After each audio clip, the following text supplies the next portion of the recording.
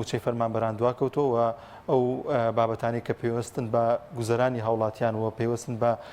دارایی هاوڵاتیان هەمیشە بەردەوام گرفت و کێشەی تێدەکەوێت. لەگەڵ هەموو ئەمانەدا داهاتی هەرێمی کوردستان ساڵ لە دوای ساڵ زیادی کردووە، لە فرۆشی نەوتیان زیاد کردووە، هەروەها نرخی نەوت بە بەراورد بە ساڵانی ڕابردووتر زۆر زیادی کردووە کە ئەمەش کاریگەری هەبوو لەسەرەوەی کە داهاتێکی زیاتر بگەڕێتەوە بۆ خەزانەی حکوومەتی هەرێمی کوردستان و لەگەڵ هەموو ئەو باج و ڕسوماتانی کە بەسەر هاوڵاتیاندا سەپاندویانە ئەمەش دەرخەری ئەوەیە کە داهاتێکی زۆر لای حکوومەتە. بەڵام بۆچی حکوومەت دەست بە دابشکنی موچە ناکات یاخود موچە بۆ دوا دەخات؟ ئەمە پرسیارێکە کە زۆرێک لە هاوڵاتیان دەیپرسنووە، حکوومەتیش هەمیشە بەردەوام بێ بەڵێنە لە دابشکردنی موچەوە موچەی فەرمانبەران دوا دەخات. دەچمەوە لای پەیوەندیەکانی ئەوەی ئازیز، پەیوەندیەکی دیکە وەردەگرم. کاک محەممەد، کاک عەبدوڕەحمان وەردەگرمەوە. کاک عەبدوڕەحمان گیان سڵاوی خوا لێبێ. کاک عەبدوڕەحمان لە هەولێر. سەدبارە سڵاوی خوا لە هەر هەموو لایەک تێگەڕاستەکەن. کاک عەبدوڕەحمان گیان بۆ بوورە کۆنفرانس ڕۆژنامەنووسیەوە ڕاگرتین. بەڵێ طبعا وردانم لزماني هتلري وزير اعلامي شعارك ابو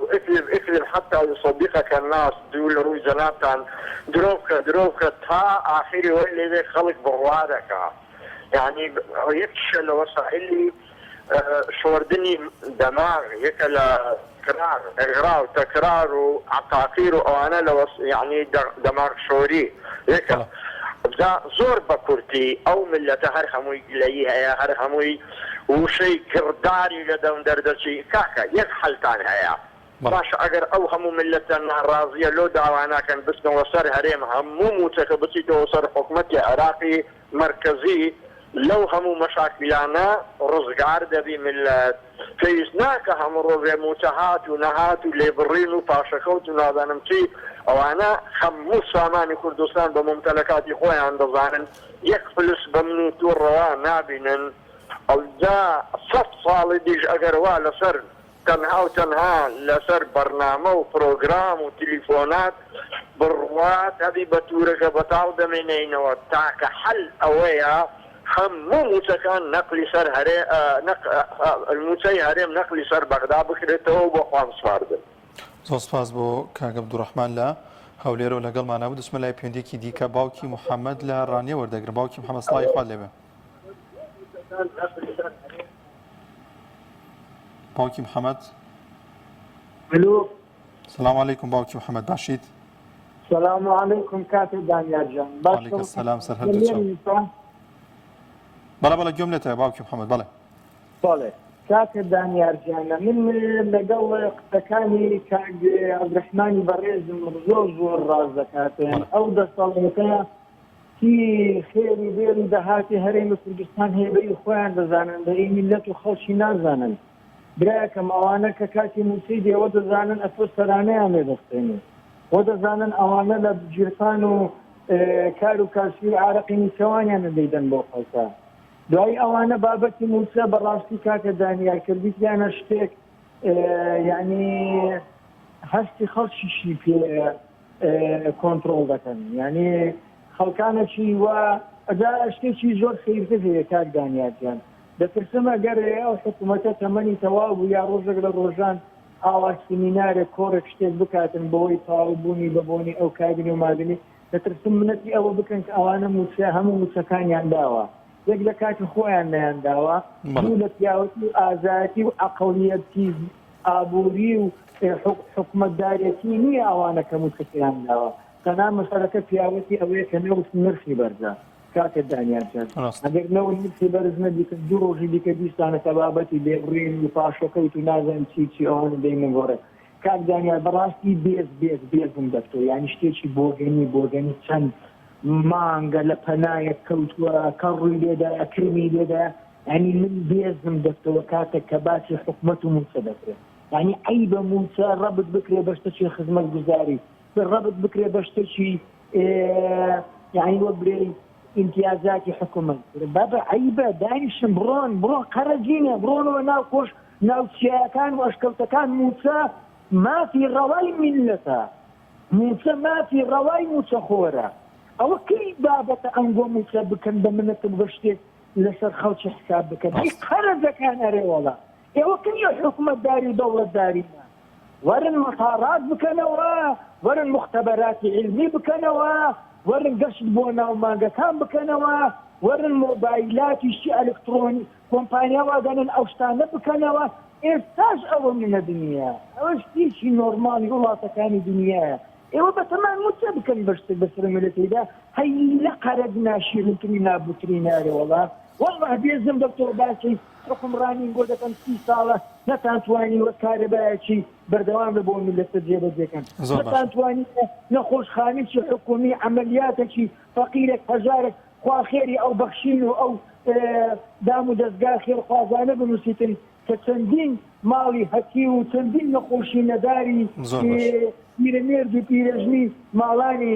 چارەسەر کردووە بڕۆن قەرەجینە ئەم بۆ ئیوەی نین حکومەت بەڕێوە بدەن زۆر باشە زۆر سپاس بۆ باوکی محەممەد لە ڕانیەوە لەگەڵمان نبوو کاک فەتاح لە شارەزور وەردەگرم کاک فەتاحیان سڵای خوارد لێبێ کاکەگیان عەلەیکم سەلام باشیش کرد باشی برای گیان سەرچاومان زمانی تۆم کاکە دەستخۆشی لێ یەکەم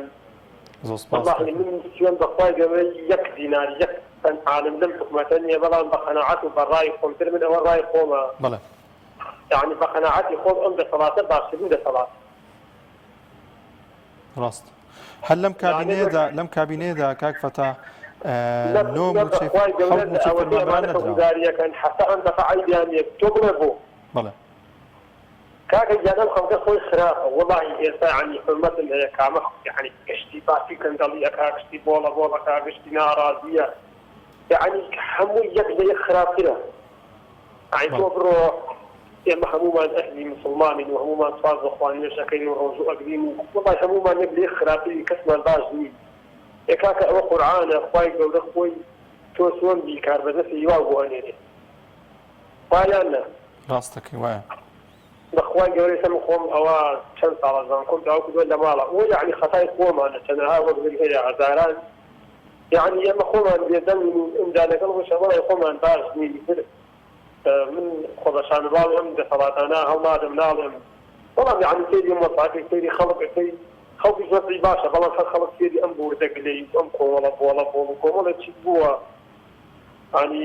هیوادارم باش ببێ هیوادارم ئەم دەسەڵاتە بە خۆیان بچێتەوە بەڵام بە قەناعەتی من حەزار تاکە ساڵی تر ئاوا بێ نەباش ئەبێت لەوانەیە يعني سلم كاتب بقناعة خوب كين زور باش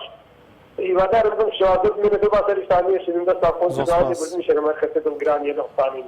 زۆر سپاس دەکەین کاک فەتاح لە شارە زورەوە لەگەڵمان نبوو کاک ئاراز لە ڕانیە وەردەگرم کاک ئارازیان سڵای خوارد لێبێ مرحبا قوربان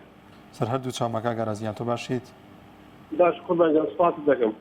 چاویمنی کاک ئارازیان لەسەر بابەتەکەمان چیت هەیە بۆچی حکوومەت پابند نییە بە بەڵێنەکەیەوە لە کاتی خۆیدا موچەی فەرمانبەران دابش بکات کە بەڵێنی یابوو لە 25 هەموو مانگێکدا موچە دابش بکات باش شاكل الامر تنسيق شيء او حكمتها بس شو طابن بس شيء حتى بوبا طابن او حكمتها حتى دروا له تواكل راس اخوانها يعني راسي هذا ناله او حكمته هوايات استخدام جاني خلقها يعني حكمته كاتي خوي اما لها شاكات كبوانا نقول مخرب تغضب دمان بمعنى كلمه انا سلمان كمخربا قال لها بس اما من بخون فرمان اما الفرمان برام بخوش موهيزني قال لها يعني اما دفع فرمان برد دستا بدستا روس كاين بغداد كاين لبردني فرمان بغداد لبردني انجمني وزداني بغداد اشتكال جوركين لما مظاهرات كاين لبردني فرمان بغداد والله شاكا اما او حكمة الساقط فقط ما النار او حكمة دروزن فاسدة ما النار حكومته روجانا بكيرو 1000 برميل يودا فرشيدة اعتقاد كوان برميل يقنود $100 زكاة مليار كنت $100 مليون $100 مليون يعني يكون مجمع $100 مليار كيف كذا ذكر او زانا بيت قالوا تانكر كان بس اما بوخوم عن موظفتي فرميسا باشا كوتي متهرمه ولا فلابرس كنا ولا من إيسا دو فلابرس كنا هي سيفا بفنجاها زارن بس فلابرس كنا ولا قرأتها بس فرمان بل حتى حالي اوابي حتى او دبي بوخود دفاع لكم كتلاكي جنب او نزول جردة ومافيا وبرقانة دا دبي بوخود يعني كوتنا يعني حالتي كفو خود دفاع لكم لكي او نخوا اخوانا هياك تو پێت وایە بۆچی موچە خۆران بەرنامە دابنێن بۆ تێکدانیشان. ڕاستەکەی پرسیاری ئەم کرد بۆچی موچەخۆران ئەم ناحەقی قبوڵەکەن ئەم نادادیە قبوڵەکەن ینی بەرزکردنەوەی پلەی فەرمانبەران ئەمە وەستاوە موچەکانیان دوا دەکەوێت بەڵام هەر بێدەنگن ینی بۆچی هەڵوێستێکی گشتگیر نییە ئەو بێدەنگی لە ساڵحدان نیە لە قازانجان نییە دەبێ ئەو بێدەنجێ بشکێنین دەبێ ئێرەی فەرمانبەران پۆل ئیتیفاقین هەموو هەر کەسە لەگەڵ وەزارەتی خۆی کەسە منتەقی خۆی بە پۆل چینە بەغدا ڕوو لە بەغداکەین ئاوا بەرزکەینەوە لە بەردەمی پەرلەمانی عێراق لە بەردەمی ئەنجومەنی وەزیرا بن ئەو فەرمانبەری کوردستان هاتوین کاکە ئێمە ئەو حکومەت ساقیتەمان ناوێت ئێمە ئەوانەمان ناوێن چۆن ئینتیفاضەمان کرد کاتی خۆی ئێستا هاتوینەوە بە گەزێک داویشی ناچێتەوە ملی خۆمان و هاتوینەوە بەردەمی بەغدا لەسەر ئەوانە لامان بەرن وەرن کاکە نەوتەکان نێبکەنەوە ئەوانە کۆمەڵێک ئۆتۆ ماکیان ئەوانە نەوت بە بەرژەوەندی خۆیان بەکاردێن بە خەڵکی بەکاردایانن بەس خەتای خۆمانە خۆمان کاک مامۆستەجان یعنی خۆمان سەبەبین هەر وەکو چۆن خۆی گەورە بەخۆی دەفەرمێ إن الله لا يغير ما بقوم حتى يغير ما بأنفسهم ئێمە کە بۆ خۆمان حاڵی خۆمان باش دەکەین بەتەما ئەوانە بین ئەوانە خوا هیوایەتیان شکستێنە پێم سەیرە دەڵێت بۆ بەڵێن شی ئەوانە لە بەڵێندا ڕاستیوە یعنی فەرمینێک نەوت لە بەغدا بە 30,000 ئەو بە 104,000 بەمدە پیشەوە بەسەردارەکەنەوە ئەوە تا ئەوەندەم داوی ئەوەی بۆ چۆتە سەرەوەی بوتێ لە کاتێکدا کە میلەت بۆ خۆی میلەت بێ حکومەت چییە یعنی حکومەت زۆر باشە کاک ئاراز لە ڕادیۆ زۆر سپاس دەکەین دەچمە لای پێندێکی دیکە کاک جەمال لە بازیان وەردەگرم کاک جەمال گیان سڵاوی خوارد لێوێ مامەدانەجان سلام عەلەیکم وعەلەیکە السەلام ورحمەتوڵڵا سەرچاومان کاک جەمال سەگانە ماسەکەم سەلام ئینشەڵڵا دەستخۆشیە و براوەڕەزانەکەم پەیوەندەکان بۆگرتم و تۆش سەلامت ئینشەڵڵا یەخوا سەلامت بی کاک جەمال گیان باشکە ئینشەڵڵا پێش ئەوەی کە لەسەر ئەم تەوەرە قسە بکەم هاوخەمی خۆم دەلەبرم وەکو موسڵمانێ وەکو کرێکارێک بۆ ئەو دایکە بەرەزەکەوە بۆ کاک کازم ئاوا ئەگریا خۆی گەورە شیفای بەر لە هەر شوێنەکە بە هەر شێر نەخۆشە هەر کەسێک وای دەکردبوو ئەو کەسە دەڕۆژی قیامەتدا خۆی گەورە سزای ئەدا لەسەر هەر کەسێک بکوژێ نەکەر ئەو ئەگەر مێرولێکیش بکوژێت خۆی گەورە هەر کەسێک مێرولێکیش بکوژێت لە ڕۆژی قیامەتدا یەقەی ئەگرێت بە هەر شێوەیەک بێ خۆی گەورە سەبریان با و ڕەحمی پێ بکە ئینشەڵڵا و بە هەموو لایەک لە هەر شوێنە من وەکو موسڵمانە وەک کرێکارێک کەسێک کوژێت کەم ناخۆشە چکە ئینسان کوشتن بەلای خۆی گەورە ناخۆشە لەسەر حەق بێ لەسەر ناخیرە بە هەر شێوە کوژێ خۆی گەورە لای ناخۆشە ئینسان کوشتن ئەمە لەلایەک دووەمەنیش ئەم عەدالەتیە بۆ موچە بێ بۆ ژیانی خەڵک بێ بۆ معاشی خەڵک بێ بۆ سلفەی زەواج بێ بۆ سلفەی ئەقار بێ بۆ دابینکردنی ژیانی خەڵک بێ لە هەموو ڕێکۆ و بەنزین نەوت غاز ژیانی خەڵک هەموو ڕێکۆ بە حکمێکی ئیسلامی عەدالەت ئەکرێ بەمانە ناکرێ بە کەسێک ڕەحم و بەزەی هەبێ بە کەسێک موسڵمان بێ ڕوو لە خوای گەورە بێ بە کەسێک ئەهلی جەمع و جەماعەت بێ بیری قەبر قیامەتی هەبێ بەو کەسانە ئەکرێ ئێستا باڵێ ئەم دەسەڵاتان نایەن کەس بێ بە شوێنی خوان ئەگەر ڕازگۆ بێ موسڵمان بێ عەدالەت بە چاوێ بۆ میلەت ئەی باشە خۆ ڕۆژێک بێ حکمی ئیسلام بێت خۆ خوای گەورە خۆی دیفاعی لێکات بێت ئەمانە ئێستا وڵاتێک دیفاعی لەکات بەڵام ئەوان خوای گەورە خۆی دیفاعی لێکات دایەنێ ئەی لەگەڵ ئەوا چیان پێکرێ یان داوان لێکەم چاک بن باش بن ئەگەر بێت و چاک نەبن و ژیانی خەڵک دابین نەکەن ئەوە خوای گەورە خۆی ڕۆژێک بێت لایەن ئەبای کرد بە هەر شێوەیەک بێت چونکە زاڵم بەخوای گەورە لاچێ یا سواز بۆ بەنامەکەتان ئینشەڵڵا داوایان لێکەم چاک بن ئەگەر چاک نەبن خوان زەرەکەن ئەگەر لەم دنیا زەرن نەکەن لە قەبر قیامەتدا زەرەر ئەکەن زۆر باشە زۆر سپاس ڕۆژێک دێ ئەمرن زۆر سپاس بۆ کاک جەمال لە بازیانەوە لەگەڵمان ئامادەنەجان سەلامەت ئینشەڵڵا و سەرکەوتوو ئینشەڵڵا ئەزیمنیت کاک کارزان لە گەرمیان وەردەگرین کاک کارزان یان سڵاوی خوا دەبێ سوال خوای گەورە لە ئێوە ئەو سەلام عەلەیکم کاکتان وعەلەیکم سەلام کاک کارزان یان سەرچاوم وەڵای لەسەر موچەیە بەڕێزگیان ئەو جارەگەی فاوێت پێدێسەرگا تەلەفۆنمان کرد بۆ ئەمانەی ئەو بیاژینانەی بڵێن ئەو بێوەژانەی و موچانەوە بڕێ ئێوە وەکو ڕۆژنامە نووس وەکو کەناڵی بەیانێک و ئەدا پەرلەمانەکانتان دەستانەکەێتە وەزیری کاروباری کۆمەڵایەتی کوێستانخان یعنی خۆی ئافرەتە ئیتا ئەوانە زۆریانەیە نەخۆشی درێژخانیانەیە وەتانەزار خەستەخانەکان هەموو لە سای سەرێکێتی و پارتی بووەتە پارە و دۆلار و وەمان ڕاتەڕێ ئەی ئەوانەش دینارە معاشیان نییە مامۆساگیان هەزاران کەسیانەیە وەڵای مناڵیان لای لێ ناکاتوە خێرە و من لە ڕێی خوا مەسەل نەخۆشی درێژخانیانەیە مەسەل زەخت و شەکەرە و مانگانە یعنی بەلای کەمەوە 150 و 100,000 يعني باش مصروفات خاصەکانە دەواکەیان ناکە دەواکە یعنی خەڵ خێریان پێکە لە ئێخۆ دەزانی مەصروف دوو قاسێ قات گران بوو ئەوەم گرانەیە باشە خەڵک وە چیە بگێ مناڵ بۆ خۆیان ناگەی ئایا دایکی یعنی ئەوە وەکو ڕۆژنامە نووس وەکوەندا پەرلەمان یعنی داواتان لێکەی چەند جایتر داوام کردە معاشان بێوەژنانە بڕیاوە مەسەلەی گەڵاکە دۆلا برا باس نەوت و خاسەکەش مەکەی دزن یە دۆلار 30,000 شوێتەبان هێن لە گەڵاکە و 30,000 وا حکومەت عێراقی گرانی کرد ئەمان وەساگە یاەوە ئەدا پەرلەمان ڕۆژنامە نووس دەستانەکێتە وەزیر دەستانەکێتە حکومەت لە پەرلەمان ڕۆژە یعنی 8 ساڵە یعنی ئینەکە مەبرە داواکاریم بەسەر ئەمانە زۆریانەیە بە قورعان خەڵکی یارمەتیانە دامان وەساگە زۆر سپاس دەکەین کاک لەسەر فەرمانبەران باشە یەکێ 300,000 بێ بەرمیلێنە و 300,000 پارەی کارەبا لەکوێ بە پارەی ئاو لەکوێ بە مەسروف خۆی 3 قات گران بووە 4 قات گران بووە یعنی ئەو 300,000 بووە حکومەت بیکردە ملیۆنێ دیرار بووی ملیۆنە یەڵە بەچی بکە ئایا وە 300,000 ڕاتە ڕێوە ئەمانە ساڵە من کاکە گیان داواکارێن لێەوە بشگیری خۆپشاندان بکەن لە پەرلەمان دەرمان بکەێنن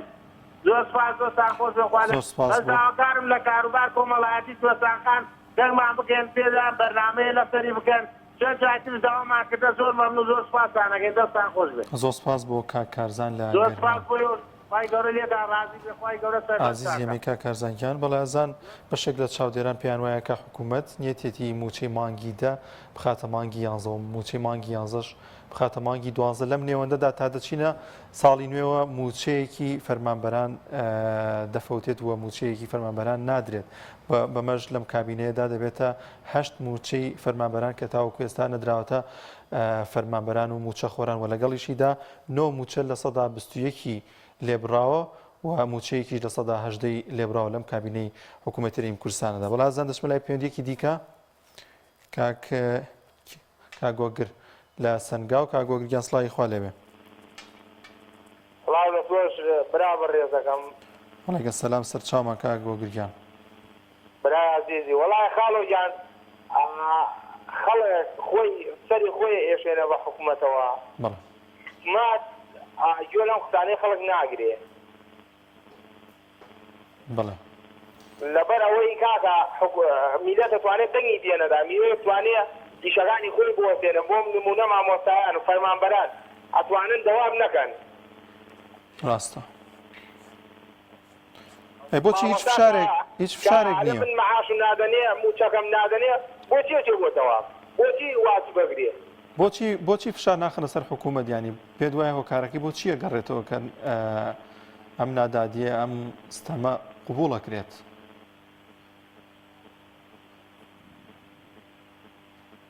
کاگۆگر کاکەجان حکوومەت ئەزانەیەکە بەردەوام نابن لە ناڕەزایەکە ئەزانەیەکە بەردەوام نابن لە دەوام مواجبی خۆیان بۆیە کاکە ئەوانەتن دوو ڕۆژ سێ ڕۆژ مانەگرن درراوەتنە سەر واجبی خۆیان ئەوەیە مشکیلەکە گیناخۆ ئەنجاکە حکوومەتیش هیچ بۆ کەس ناکە حتا بەیانی خەڵک لە کەناڵەکان میدیاکان قسە بکە قسەی ناشرینیان پێ بکە قسەی ئەملاولایان پێ بکە گوێیان لێ ناگرێ حکوومەت ئاوها تەشکیل ناکرێ حکوومەت دەبێ بە دەنگدان تەشکیل دەکرێ خۆم تا بەیانی لەم کەناڵانە قسە بکەی حکوومەت گوێ لە کەس ناگری بۆ هیوایی کە حکوومەت گوێ لە خەڵکی بگرێت و ئەمیشە بەردەوام کار بکات بۆی کە خۆشگوزەرانی زیاتر بۆ هاوڵاتیان دابین بکات هەرچەندە خەڵکێکی زۆر و ئەم هاوڵاتیەکی زۆری ئەم هەرێمە نائومێدە لەم حکوومەتە بەداخەوە بەڵێ زۆر سپاس بۆ کاک هۆگر لە سەنگاوە لەگەڵمانە بوو دەچمە لای پەیوەندیەکی دیکە کاک محەممەد لە حاجی ئاوا کاک محەممەدیان سڵاوی خوارد لێبێ سڵاوی خوای لە جەنابیشت و لە تەواوی کارمەندانی کەناڵیان عەلەیکە سەلام سەر چاومان کاک محەممەدیان بەڵێ کاک محەممەد بەڵێ وەڵڵاهی تاخیربوونی موشە و نەدانی موشە بەڕاستی ئەوە لەسەر ئەرشی حکومەتە حکومەت واجبە ئەو شتانە بکە بەڵام بەڕاستی پێ بڵێ حکومەتێکی وای کردووە خۆ حکومەتی هەرێم حکومەتێکی پۆلیسیە حکومەتێکی مەدەنی نییە هەتاکو لە خزمەتی هاوڵاتیانی لەبێ بەڕاستی با ئەو جار دەکەوێتەوە سەر هاوڵاتیانیش هاوڵاتیان بەڕاستی بێوەفان بەرامبەر وعدەکانی خۆیان چونکە بەڕاستی ئەو حکوومەتە کە ئەوازاڵما تەماشا دەکەی خەڵکی کوردستان پشتیوانی دەکات دەنا حکوومەت چییە؟ حکوومەت هەموو ئەو خەڵکی کوردستانەکە بێگەناوە تەماشا دەکەی بەرمیلە لەو تێک بە 280,000 دینارە بەڵام لە حکوومەتی عێراقی بە 30,000 دینارە یعنی سەرۆکی وەزیری سامانە سروشتەکانیش دێ دەڵێ کاکە ئەوە بەوەندەمان کردێەوە عادی لە شویان کردێەوە ئەو بەرمی لە نەوتەی کە بە 285,000 کردیانە خۆ دەبێت بڵێ لە فلان وڵاتەمان کردیوە کە دێنەوە هەوڵاتیانی خۆمان بە 130,000 دینار جا بەڕاستی چۆن دەڵێ حکوومەت ئەمڕۆکانە بۆتە بارگرانیشی گەورە بەسەر میلەتەوە میلەتیش بەشی زۆری پشتیوانی لێ دەکات بەشێکی کەم ماوەتەوە کە پشتیوانی لێ نەکات ئەویشی دەسەڵاتیشی نییە خۆ پیشاندانی دەکەی خۆ پیشاندان چی دەکات هێندە پۆلیسە بەسەر دەکات بەخوا بۆ خۆش نازانانی شوڕاتی ناست زۆر باشە زۆر سپاس بۆ کاک محەممەد لە حاجیاوە لەگەڵمان نبوو دەچمە لای پەیوەندێکی دیکە کاک مححمود لە کەلار وەردەگرم کاک مححمود یان سڵاوی خوارد لێوێ السلام عليكم وعليك السلام ورحمة الله كاك محمود جان كاك خوي كان يداوى بلى يعني حكومتك كثرة وبوسط يعني مثلا زور بسيط أنا دورة الدنيا حكومتك كثرة وكاك صوت النور هذا بلى زۆر سپاس بۆ کاک مححمود لە کەلارەوە لەگەڵمان نبوو بەڵازان خۆشەویستان داهاتی حکوومەتەری کوردستان و پێشتر ئاماژەم پێکرد زۆر زیادی کردەوە بە بوتەی وەزیری دارایی زیاتر لە تریلیۆنێک و 700 ملیار داهاتیان زیادی کردووە بەهۆی بەرزبوونەوەی نرخی نەوت کە لە ساڵی ڕابردووە سەرەتای ئەم ساڵیشدا زیاتر بەرز بوویەوە و هەروەها داهاتی ناخۆشیان بە ئەمان شێوە کە هەموو ئەمان لە خەزێنی حکوومەتە داهاتێکی زۆرە بۆیە لە ئێستادا هیچ مبڕێرێک یاخود هیچ شتێک نییە تاوەکو حکوومەتی هەرێمی کوردستان پابەند نەبێت بۆی کە موچەی فەرمانبەران دابین بکات یاخود لە کاتی خۆیدا دابەشی نەکات بەڵام ئەوەی جێگەی پرسیارە و هاوڵاتیانەمیشۆ بەردەوام پرسیاری لەبارەوە دەکەن نەبوونی ینی زانیاریە لەوەی کە بۆچی حکوومەت موچە دابەش ناکات ینی هۆکارەکەی چیە لە کاتێکدا ئەگەر هۆکاری دارایی بێتەوە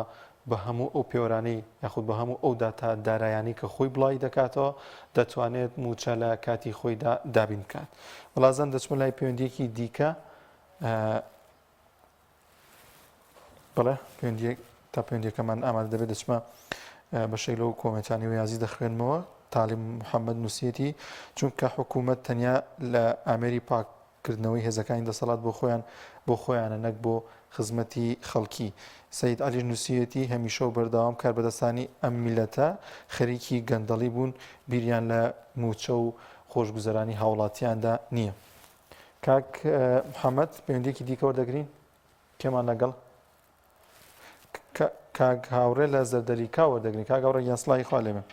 سلام لە جەناب مامۆستاگیان عەلەیکە سەلام سەرچاومان قوربان و مامۆستاگیان وەڵای مامۆستاگیان لە جیاتی ئەوەی شەریکات و مەعاملات دروستکەن بۆ ئەم گەنجە لێ خەڵما قوربە سەرانە کەچی تازە بە تازایەژن مەڵا دکتۆر کازم وادە باشە خۆ دکتۆر کازم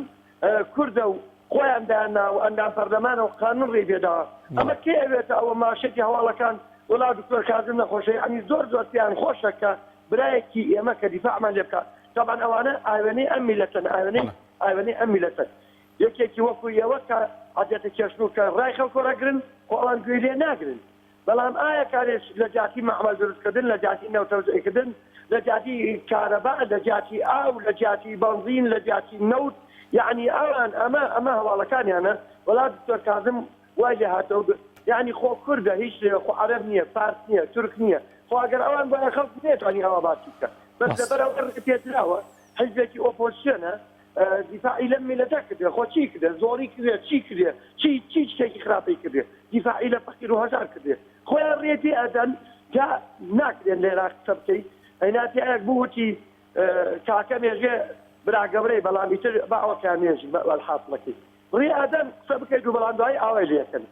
یعنی لە جاتی مەعامەل دروستکردن و لە جاتی ئەم میلەتە بەڕێوە ئەواز و سانە و من بەهار تەلەفۆنم بۆ جەلاتان کرد بۆ کەناڵی ئێناسی وتم ئەم نەوتە نادرێ بەخوا لە بەهارەوە هەتا ئیتە من 200 کەڕە تەلەفۆنم کردێ نەوتەکە نادێت تازە ئەمەیان کرێتە هەواڵەکان یعنی ماش بۆتە ئەو شتەی کە ئێمە بە دەستکەوتێکی گەورەی بداین وەڵا شکر لە خوا بەزایدەن بەخوان نایدن ئەمە وا ناڕاتە ڕێوە ئەمە حکومەتداری نییە ئەوان وازانەوە پارەوە زۆر لیانەسێنی وازان هی خۆیانە بە کرێکاری هەودیان پارەی ئەم میلەتێ ماڵی مڵکی میلەتە میلەت خۆی کاگەڕێ ینی قسەکە ئەوەیە حکوومەت ینی بەشە لە چاودێران پێیان وایە حکوومەت بۆی ئەم کارە دەکات ئاوا بەم شێوازە موچەی فەرمانبەران دوا دەکەوێت ئەوێت موچەی بوون لە مانگی دا لە مانگی 11 دابش بکات مانگی 11 لە مانگی 12 ئەمە ئەم ساڵ کۆتاییت دێت و موچەیەک دەفەوتێت مامۆستاگیان لە زووە ئەوە بەرنامەکەیانە ئەوان پلان و بەرنامەیان بۆ ئەوەیە فێڵە میلەتە بکەن پلان و بەرنامەیان ئەوەیە چۆن مانگێ یعنی دوا بکەن یعنی لەخوا ناترسن بۆ لەخوا ناترسن بۆچی لەخوا ناترسن بێوەژن و دایکی ئەم هەموو شەیدە قوربەسەرە و ئەم هەموو ماڵکاوێ سێکەڕ ئێمە لێرا ماڵمان سووتیا سێکەڕ لێرە چوونە گازینۆ ڕمانێ وڵا پێشمەرگە هالێر لێرە چوونە سمود ڕمانێ وڵا حکومەت حال خوا ئیزانیان نێنەڵا لە سەر بەرکەینۆ بە هیچ شێوەیە ئێمەیان لێرە ماڵکاول کرد لەندێ ئێمە خوا ئاگای هالێ لەبانی سەر هەر ڕۆژێک کۆبوونەوە وایە کۆنفرانس وایە یان وڵا برا ئەم بێخەرە باڵخە با هێزەکان بڕوا بۆێن تا ئیسە مەسئولێکمان نەبینی لێ لەندێ زۆر سپاس ئاوێکمانی سپاس بۆ بەرنامەکەتان دەستخۆشی دێت زۆر سپاس کاک گەورەجان لە زەردەلی کاو لەگەڵمانە بوو دوا پەیوەندی وەردەگرم کاک عەبدوڕەحمان لە سلێمانی کاک عەبدوڕەحمان یان سڵاوی خوارد لێبێ السلام عليكم وعليكم السلام وعليكم السلام سەر هەردوو چاومان خۆشە بەرزیان دەربارەی ئەم باری موچە و شتی وەها ئێمە هەموومان ئەزانین لە 92 تا ئێستا خەڵک هاوارەکات خەڵک هەستەکە بەم هەموو زۆر و سەمەکە ئەکرێت بۆ دیسان کەسانی کە سەنگی خوار سەرۆکایەتی حکومەت و لە خواردترەوە خیانەت لە حکومەت دەکەن لە ملت شتەکەن ئەو داهاتی کە وەرەگیر ناگاتەوە غەزەنێن دەوڵەت بەعام ئەمە یەک گۆمینێکی دیسان وەکو لە سەرەوە لێ خوڕێت لە خواری سەوە لێ خوڕێت دەستی خیانەتکاری زۆر هەیە کارێک کراوە هێز چەکداری کاری کردووە دەسەڵاتی لە سەرەوە وەرگرتووە بۆ خۆی بە قوربان هێز چەکداری کاری کردووە دەسەڵاتی لە سەرەوە چڕێوە بۆ خۆی هەچەند هاوارکەی تازە کار ناکات ئیلا بێ سەر لە حکومەتێک و پەرلەمانێکی تازە دروست بێتەوە حکومەتی کوردستان حکومەتی هەرێم بە خۆی بچێتەوە دارەزەری پەرلەمانێک و حکومەتێکی تر بێ بە شێوەیەکی تر ئەگەر بەم شێوەیە تا ماوە وەڵای 32 ساڵ هەیە 32 زری خەریک بێت لەمە خراپتر دەبێ بەرزگیان هیواداری خوا چاچکە و گوێ لە کەسانی دەرسۆز و سۆری ئەم بەرنامە ژیانە بگرن و بەخۆیانە بچنەوە ئیتر لەمە زیاتر نەتوسێنەوە زۆر سپاس دەکەین کاک عەبدوڵڵا دەستیەوەی خۆش بێ و بەپایدار و سەرکەوتوو بن لەگەڵ توە ئینشاڵڵا کاک عەبدوڕەحمان گیان لە سلێمانیەوە زۆر سپاس دەستان خۆش بێت سپاسان دەکەم بەڵا زان و خۆشەویستانم بە یارمەتی هاوکارانم بەرنامەی دوانگەی خەڵکم پێشکەشکردن تا بەرنامەیەکی دیکە بەخواتان دەستپێرین خواتان لەگەڵ